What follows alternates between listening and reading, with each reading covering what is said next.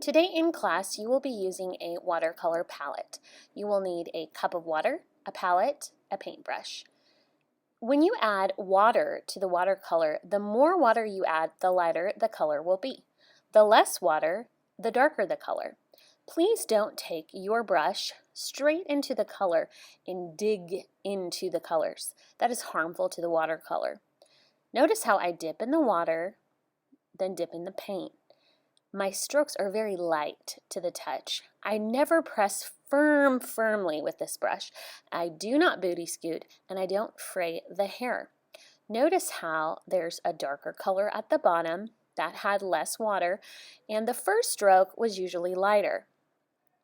If you want to mix the colors together, don't do that in your palette, but do that on a separate plate or in the back of that palette. I wanted to mix turquoise. I mixed a little blue and green together on my plate. Notice how I dip in the water every time I get a new color. Red goes down first. Now I clean my brush off, dip it in the water, make sure it's clean, and I added red to this mixture I already had on my plate, and it became purple. Clean out your brush, go into your next color, yellow. My yellow will stay clean as long as I'm washing off my brush. If I don't wash off my brush, my yellow will become a dirty, yucky color. Always clean your brush before you go into a new color. I'm practicing mixing here. Yellow with orange, you can do that on your plate before you paint on your paper. If you've already painted on your paper and you made a mistake, you can always add a color on top. For this example, I painted water down first.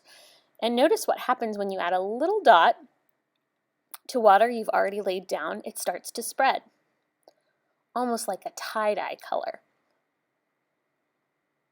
The watercolor will only go where you have water. So if there is no water, the color will stop. If there is water, the color will spread. If you want to paint in a small detail, notice how I'm holding my brush like a pencil. When you add more color on top of the water, it gets darker.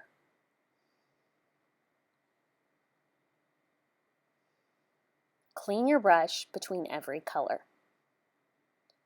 If you want to make the color darker that's already on your paper and it's dried, it can also get a little darker by adding more color on top of it.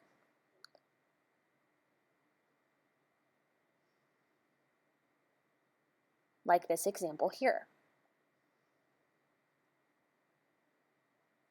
If you want to change a color and you don't like that color, take another color and go on top of it. I changed that turquoise into a almost blue-green. Actually, it became more of a lime green. On top of that red, I'm making it a little more orange. I do that by adding yellow directly onto the color. Remember, clean your brush between every use. When you're done with your palette, clean it off.